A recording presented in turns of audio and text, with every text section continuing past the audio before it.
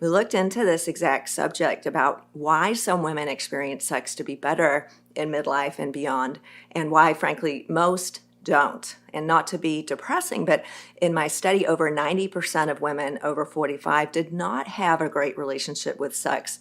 But the good news is there was a percentage that did. And so I've talked about this before, but just as a recap, I interviewed those women very deeply and found some of the things that they shared in common because I wanted to know what they had so that I could do it myself and then maybe teach it. So going back to the what I called secrets of the sexually woke, they were things that really had nothing to do with sex toys or fantasies or any of those things, although I will talk to you about those as well because those are super important.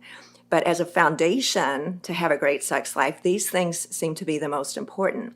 And they were, number one, having an attitude of being open to possibility. So all of the women in this group that I interviewed with a mind state of being open to the possibility that the second half of life actually can be a place of learning and growing and curiosity and experimentation and all of those things that have an openness to them, even with the hand gesture that I'm making.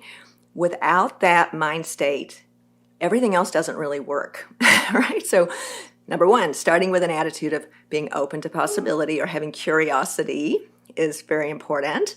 The second thing they all shared was having a very high level of self-awareness. They were very much in touch with the way their minds worked. They'd learned to have conscious conversations. They'd also learned about their bodies. And so part of knowing yourself when we're talking about sexuality is knowing what you like and learning how to communicate that. So it sounds pretty basic, but I'm starting with the basics here. So an attitude of openness, knowing yourself, including your own body, and how to communicate that.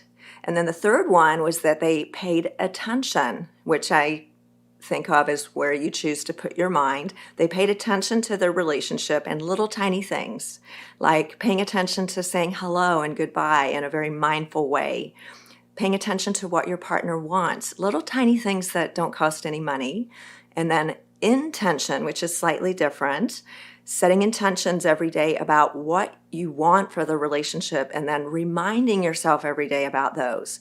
Okay, so with that foundation, which is all a mind state, right? A foundation of being open to possibility, that curious mind state, a practice of self-awareness and really knowing our own body and how to communicate what we want, and then paying attention and being intentional about it. With that as a foundation, then we could move into, what are the actual practices that we can do to have the best sex after 50? Because those are really important, but they don't really work unless we have that foundation first. Does that make sense?